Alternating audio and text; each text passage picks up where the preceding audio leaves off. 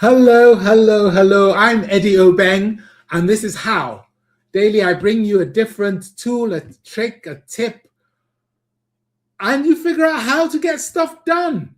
Today, I want to talk about how you get a presentation to be tip top. I present for a living, watch some of my videos, my keynotes, and I'll tell you the story behind it. And let's get on to Cube, where we'll find out more. So here we are on Cube, where the sun is always shining. Look, blue sky, blue sky. So I was really lucky. Last week, I had a chance to meet a wonderful man, a brilliant teacher, a chap called Jules Goddard, who's at London Business School. And Jules I've known for decades.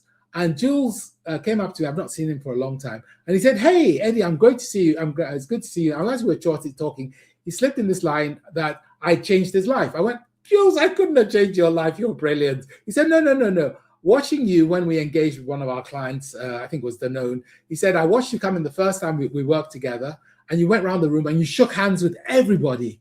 And I'd never seen that done before. And suddenly the room changed temperature. People became human and everything worked. And that changed my life because I was able to then do something similar." So that was from Jules. So why am I telling you this? Because he had an impact on this pet by actually helping me think about what it was. The other person I'm going to mention is a chap called Christophe Gillet, who I worked with, who was ex-Sony, my client at Sony. And Christophe and I basically were working together. And Christophe said, "We need a pet which summarizes all the things which we do, which work in a presentation." And this third person here is a chap called Khalid Aziz, who I also worked with, who's a coach. And Khalid was very keen in one of our presentations to one of our clients. I think could have been Danisco, to try and help them understand how to simplify their communication and their slides and stuff like that. And so with Christophe's help and together, we put this pet together. It's really more of an amalgamation of pets. And I put all the pets engaged in it over here. So let's have a quick look.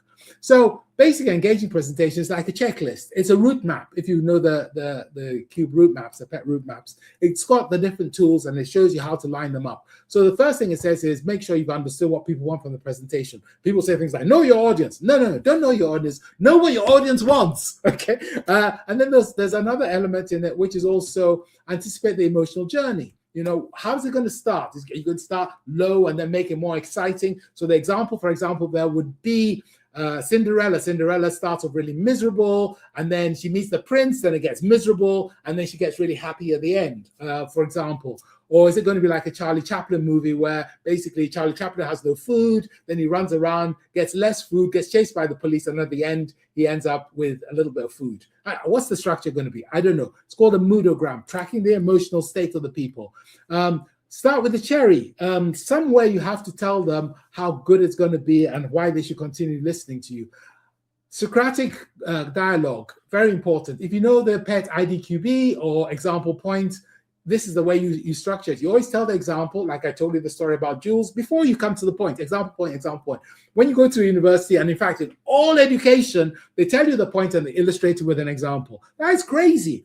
One of the best teachers, in fact, the best teacher of all time, 2,000 years ago, Jesus figured out the way to do it is example point. He tells the parable, makes the point. Just copy him. In fact, he said, "Do as I do." So great. Why do you have to invent something different for universities which doesn't work and bores all the students? So then also tell them the benefits are useful to them, using things like "which means that," so they can translate into reality. Don't forget to make sure that you weave in the stories. There's Upon a Time, the pet, which actually helps you create self-sustaining stories so you can explain to people what the story is really easily without having to be a story scriptwriter. Prepare. If you're going to present something, make sure you go 7 times minimum so you know everything you're going to say forwards and backwards. So usually I'll prepare forwards, then you rehearse backwards, then you start in the middle to the end to the beginning, and so just shuffle it around. So that by the time you meet people, you're only focused on the people, not on the silly points you have to make, which are irrelevant, because if they're the right points, you'll make them anyway. Talk to people, be human, connect with them.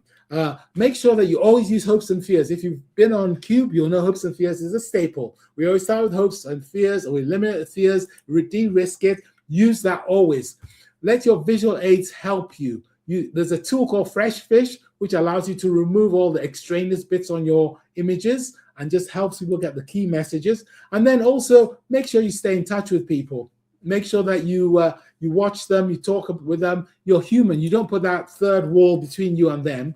And finally, when you get to the end, try and get them to do stuff. So that's engaging presentation. It's a checklist of all the things you can do. These are some of the pets. I'm not going to go through them. I'm just going to flash them past you. BQAQ, what happens before? Dreamer, critic, realist will help them act afterwards. Example point, as I said, Jesus. Jesus figured this one out. Copy him. Great guy. Fresh fish. Take what you're doing. Take the words out. Gap leap, this tells them what the benefits are when they've actually done it. Hopes and fears, the staple every time. Moodogram, do you start high and then go low and then go back high? I have no idea, but you're going to figure that out. See it, believe it. Take your concept, make it into something visual so you can share it. If you can't draw it, describe it. If you can't describe it, use colors to make it work. Doesn't matter, use this particular pet. Upon a time. Once upon a time, there was. Many tried, it got worse. The standard story of a fairy tale. And finally, you ask me, never forget you're there for the other people. So focus on them first before yourself. In fact, if you can avoid doing an introduction of yourself, it works even better. So that's engaging presentation. And I hope you can go and put it into action in the next session you have, whether it's on Teams or Zoom or face-to-face. Just go off and do all these things. I've been Eddie Obeng. That's how you do it. Quick guide. Subscribe, get your friends to subscribe to the newsletter.